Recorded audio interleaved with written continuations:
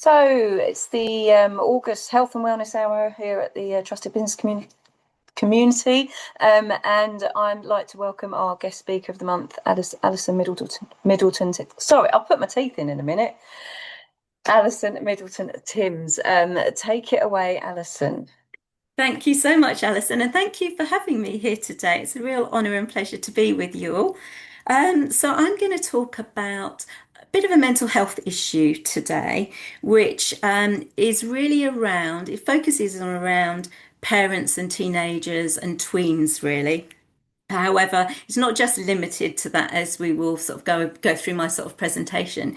So I am by practice a clinical hypnotherapist and wellbeing practitioner, and I work a lot with stress, anxiety, and trauma. I work a lot with adults and help them to become reconnected to themselves, if you like, and find the best versions of themselves. And more recently, I've had more and more teenagers in my practice. So my new book is coming out next week. I've already written a book which was called Teens, which stands for Teens Easing Exam Nerves, because I've been an invigilator in the past, mental health volunteer as well in schools and with my private practice as well, plus being an exam invigilator. So I wrote that book in 2024. And then since then, my business has really expanded into having more parents contact me and teenagers with children actually also going down to as young as 8 with either depression, anxiety, sadly, self-harm, suicidal thoughts, anger, school refusal, all sorts of issues, really. So we've got this situation whereby we've got parents who are struggling, not sure how to, doing their best, but being overwhelmed. Their mental health is really struggling. And we've got the teenagers as well, who we've got more and more neurodivergent teenagers coming in as well, with like not going out to school, maybe too anxious to go out of their bedrooms. I've had that sort of situation. So we've got both sides of this coin, and both areas are really, really struggling. And then you put the two of them together, and with these stress like nervous systems, you've got a lot of conflict. So my new book, which I can't actually share the name of just yet because it's going out on a big press release to journalists next week, so it will be alive next Wednesday, actually on the 12th of August, is around this sort of conflict between parents, tweens, teenagers. Now, you might not all be parents here, or you might have been parents, but the book is actually really for wider, for people in that mental health space, for grandparents. If you haven't got children yourself, you might know somebody who has, who's struggling with a situation such as, I've sort of described, being an aunt and uncle to someone. You might have a younger child as well. And I am, as I said, getting children much younger coming through to me, 8 or 9, with various different issues. So it's never too early to sort of like set the foundations. So that was why I wrote the book. And I've just got a few slides that I'm going to take you through. I'm just going to share my screen so you don't have to look at my face the whole time. There we go. So this is why I wrote the book. I was finding that parents and teenagers are struggling, but on opposite sides of the same conversation, really. So parents are often speaking from love, worry, and protection, but a young person might not hear that, and they may hear pressure, criticism, or control. So the book is really looking beneath that behaviour and trying to give some practical tools to respond with calm, clarity, and connection. So it's really moving from that conflict situation to connection.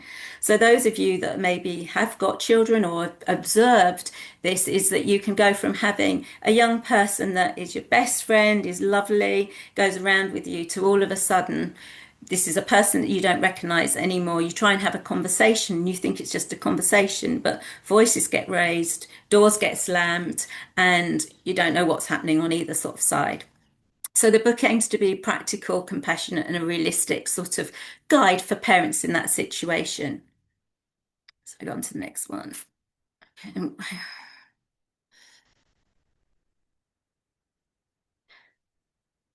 Right, okay, so recent research shows, and this is from Parasign, which is a neuromodulation company, that parents of teenagers are sadly one of the most UK stressed groups. And as I say, that sort of correlates to what I'm actually seeing in my own private practice. So 78% of mums report high mental load, 76% are struggling with poor sleep, and 66% find it hard to switch off. So, we've got this, I think, a bit of a crisis that's sort of happening there.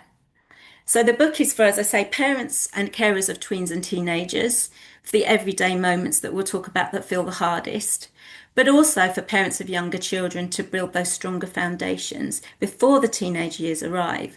And, I was talking in one of my networking groups last week, and they were saying, I've got an 8, 9, 10-year-old, but I'm still having this conversation about, for example, iPhones. Can I have a phone? Need it to be an iPhone, sort of, and the parents coming at it from them. I don't, I want to be able to keep them safe. I don't really want them to, I want to delay that. And so this is, just one item that can become one of what I call flashpoints that we'll talk about in a minute. And grandparents, teachers, coaches, and trusted adults are all sort of in this together because young people need steady adults around them. So this is all around support for those flashpoints that can pull the family apart. And these are the common flashpoints that I talk about in my book. Each book has got a chapter devoted to this, and it looks behind each one at what's going on in the parents' world and what's going on in the teenage world as well. So, for example, we just talked about phones, screens, and social media. As around freedom and independence, I want to go out with my friends. How long, out can I stay out? And all those boundaries that are put in place. More than ever as well, teenagers are living a world where there's this friendship, peer pressure, and that feeling about wanting to belong. So if I haven't got the phone, does that mean I'm sort of, rejected out of society? And belonging is one of those things that in society now, if you don't belong, you're rejected. That seems to be, that's worse than death in people's eyes. We've also got, alcohol and drugs and navigating those. They're so much more rife there and so much more pertinent, and risk taking in general. We've got relationships, sex and identity as well. So not being necessarily able to control who the friendship group is of your children as well, and how that all unfolds. We've got school pressures and exams and expectations as well. So I've already sort of mentioned that there's a lot of school refusal, school avoidance and school non-attendance sort of going on there. My first book, Teens, was talking about the pressure of exams and was around practical tools to help people going through, especially the big exams, GCSEs and A levels, but also end of year exams. I mean, we had one lady when I was invigilating that had a sick bucket beside her because she was sick through every single exam that she took out of nerves. I mean, what are we doing to our kids? There's also flashpoints around contribution in the house and helping out and attending like social events and family gatherings as well. Teenagers not wanting to perhaps be there. There's about comparison and fairness as well. So, that's what somebody else is allowed to do. Why can't I? And it's navigating all the sort of scripts around some of that and all those sort of areas. So for the teenage world, we've got a teenager that, is basically can't really switch off. There's 24/7 access to being seen, to being out there. In the past, teenagers and tweens and children would come home. They would have a complete break from school, complete break from everything else. Friends would come round perhaps, but now that social media, that button is on all the time. So there's pressure to be on that social media, pressure to game, pressure to be part of that gang as well. There's bullying that can go on between that as well. So there's never really an escape that children sort of were able to sort of have.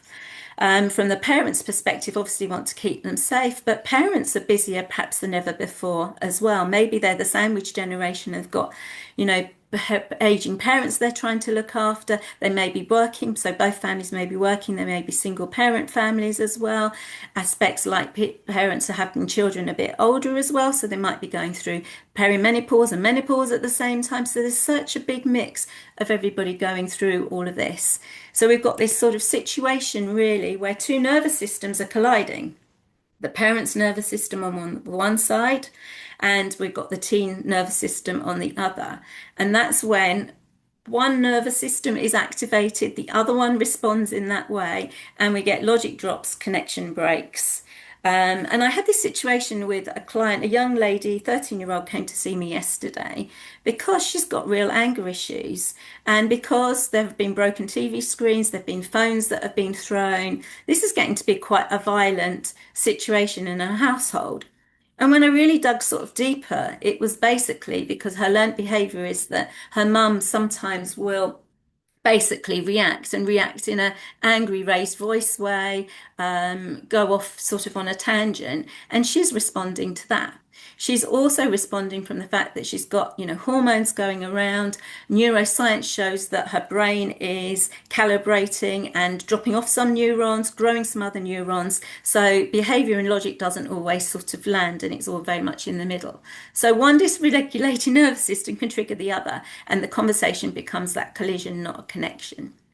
So the book really talks about the regulation of our nervous system is key. And it's key for all of us everywhere in everyday life, actually. The world, the way the stress of the world is, this is really, it's not rocket science, it's really key.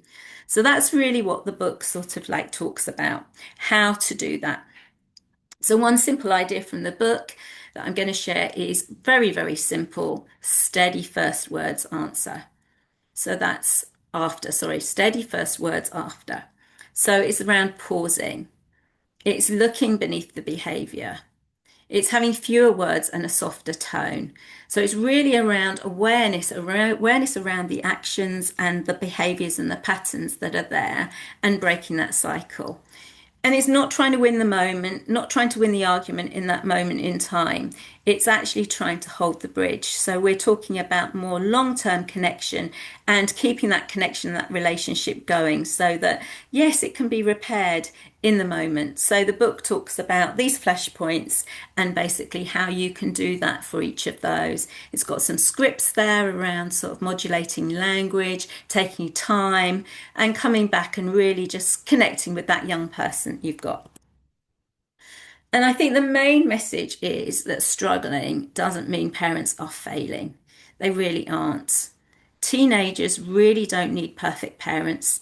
They need emotionally steady ones.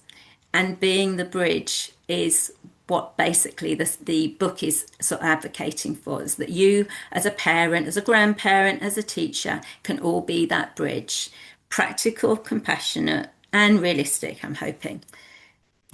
So my book will be coming out on launch day on the Wednesday, the 12th of August. So I'm working with a PR agency, and on that day, basically that book will be going out to a group of like journalists, and I'm trying to get as much maximum support as I can. Yes, partly because of ego, I'd like to sell a lot of books, but I'm not in it for the money. As you can see, the Kindle edition is going to be £1.99 on that day, but I'd like to be able to get that book out to as many people as I can, because not everybody can afford to come and see somebody like me, and there's only one of me as well. So really on that day, I'm really encouraging people to try and buy one, maybe share one with somebody else, or introduce me to one or to someone.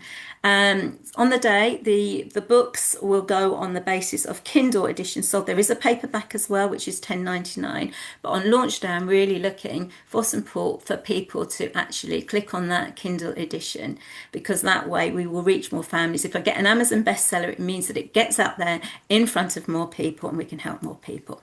And that is my mission, really, at the end of the day, to make a difference to more people than I can just do by myself.